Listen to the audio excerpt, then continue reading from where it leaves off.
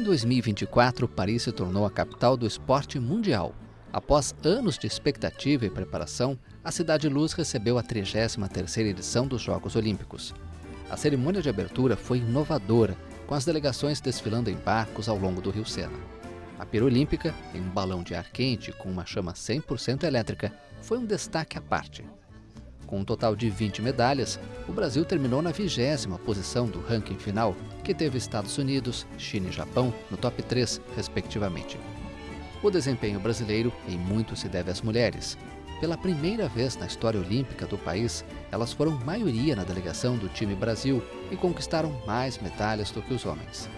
Os 3 ouros em Paris vieram delas: Beatriz Souza no judô, Rebeca Andrade no solo da ginástica artística e Ana Patrícia e Duda no vôlei de praia.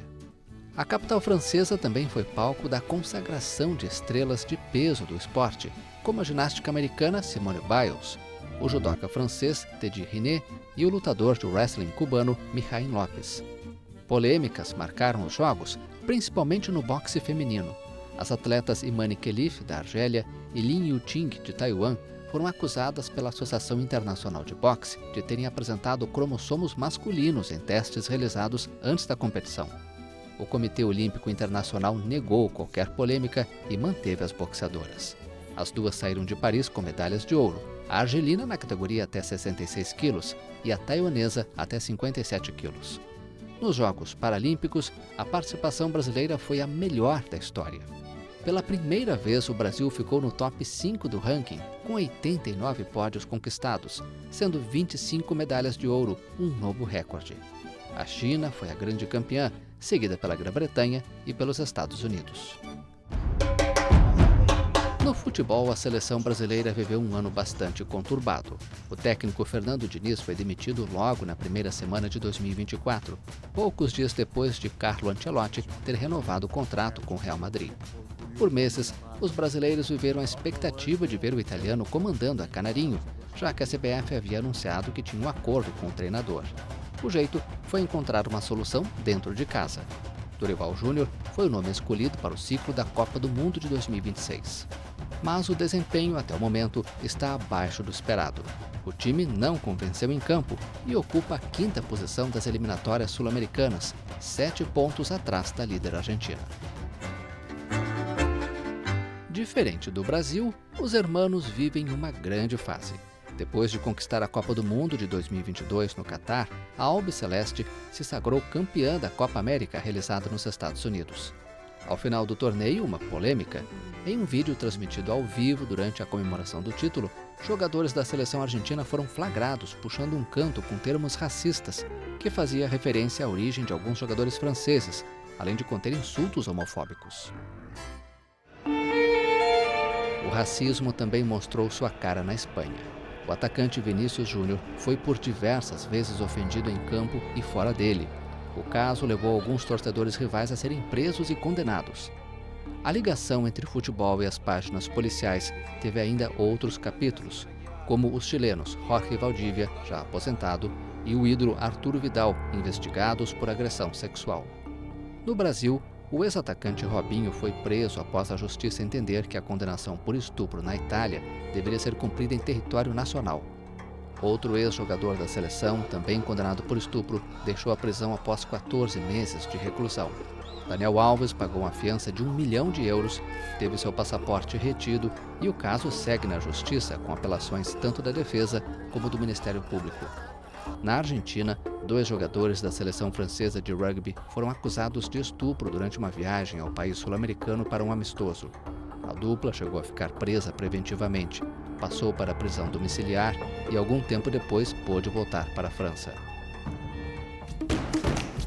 Uma das maiores polêmicas do ano foi o Prêmio Bola de Ouro. Apontado como favorito, Vini Júnior acabou ficando em segundo lugar na disputa, superado pelo espanhol Rodri, do Manchester City. A conquista da Eurocopa pela Fúria parece ter pesado mais entre os jurados da premiação do que a Liga dos Campeões, vencida pelo Real Madrid, em que o brasileiro foi protagonista. O maior vencedor do torneio continental, que já conta com um elenco recheado de estrelas, fez uma janela de contratações de peso no meio do ano. Desembarcaram no clube os atacantes Mbappé, um sonho antigo de consumo da diretoria merengue, e a jovem promessa brasileira Endrick. O zagueiro uruguaio Juan Izquierdo, do Nacional, sofreu um ataque cardíaco durante o duelo entre seu clube e o São Paulo. O atleta ficou quase uma semana internado na UTI de um hospital na capital paulista, até ter sua morte confirmada. O esporte também experimentou outras perdas ao longo do ano. A lenda do futebol mundial, Mário Jorge Lobo Zagallo, morreu aos 92 anos. O velho Lobo foi bicampeão do mundo como jogador, conquistou o tri como técnico e o quarto título veio como coordenador da seleção. O alemão Franz Beckenbauer, que igualou o feito de ser campeão como jogador e treinador, também nos deixou em 2024, aos 78 anos. Considerado o maior jogador alemão de todos os tempos, o antigo capitão da Alemanha Ocidental estava há anos afastado da vida pública devido a problemas de saúde. E Sven-Göran Eriksson, sueco que brilhou no comando de equipes italianas, inglesas e da seleção britânica, também morreu aos 76 anos, vítima de câncer de pâncreas. Na semifinal da Libertadores, torcedores do Peñarol protagonizaram cenas de guerra no Rio de Janeiro. Horas antes do jogo contra o Botafogo, mais de 250 uruguaios foram detidos sob as acusações de que cometeram uma série de atos de vandalismo, incluindo saques e depredação de estabelecimentos comerciais e veículos. Na grande final contra o Atlético Mineiro em Buenos Aires, o alvinegro carioca confirmou o título inédito. A glória eterna veio após um jogo digno de cinema. Logo no primeiro minuto, o Botafogo teve um jogador expulso, mas soube se portar em campo e venceu o Galo por 3-1, um resultado indiscutível. O ano foi realmente dos sonhos para os torcedores do Clube da Estrela Solitária. O carioca também venceu o Campeonato Brasileiro, fazendo de 2024 o melhor ano da história botafoguense. Quem sabe 2025 não é ainda melhor. Além dos torneios disputados neste ano, também entram no calendário o Intercontinental, antigo Mundial de Clubes, e a primeira edição do Super Mundial, organizado pela FIFA. Qual?